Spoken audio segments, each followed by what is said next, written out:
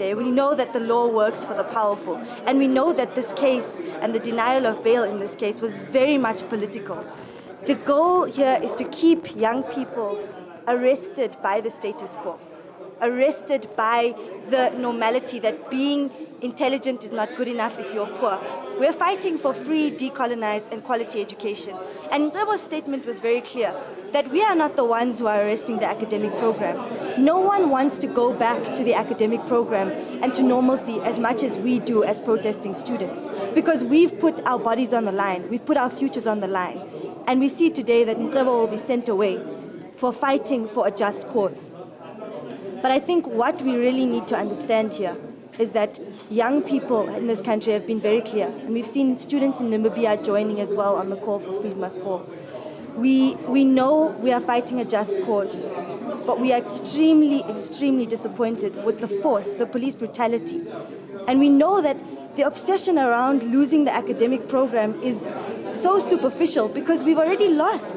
We've lost a generation who will now be scarred psychologically, emotionally, physically from the weeks of torment, of police brutality.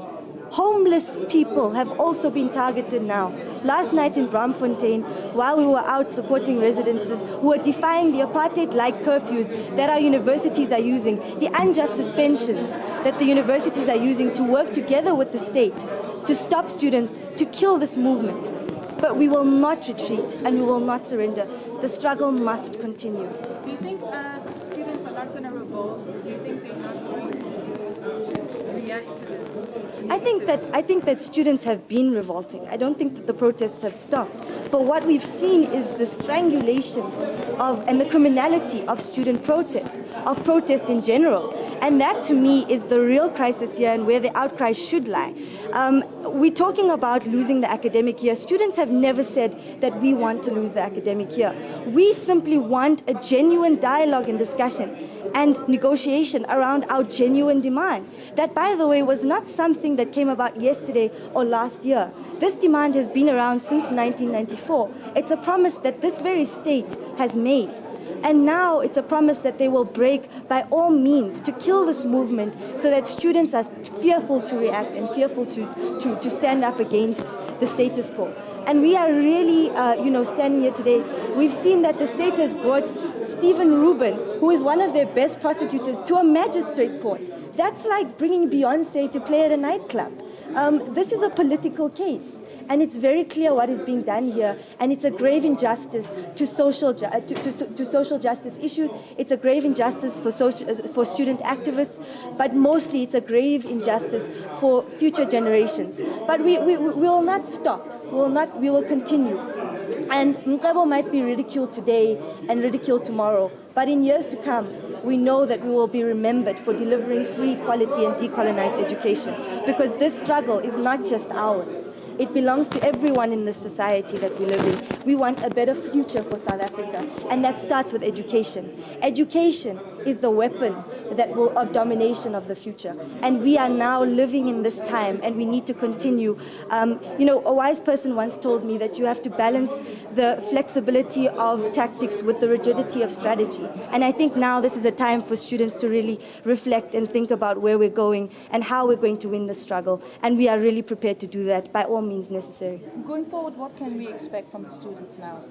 I think that we are really going into a difficult time. We've seen that there's been no willingness from the universities, despite saying that they support the call for free, quality, and decolonized education. They've done absolutely nothing to further this cause other than to kill this movement, target student leaders, and also intimidate and victimize ordinary students who they have risked by asking them to come back to the university before this issue has been resolved and before genuine engagement has taken place. So we are still seeking that.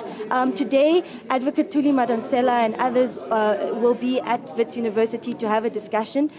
We hope to use that platform to push our demand for free, quality, and decolonized education, and to bring members of society into the game with us. Because like we've been saying, this is not just our struggle.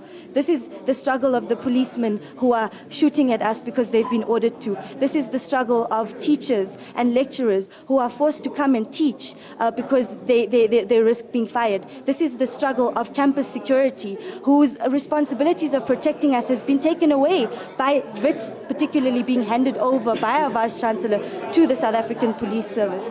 So this is the struggle of the working class in South Africa. And like I've been saying, you can cut all the flowers, but you cannot stop spring from coming.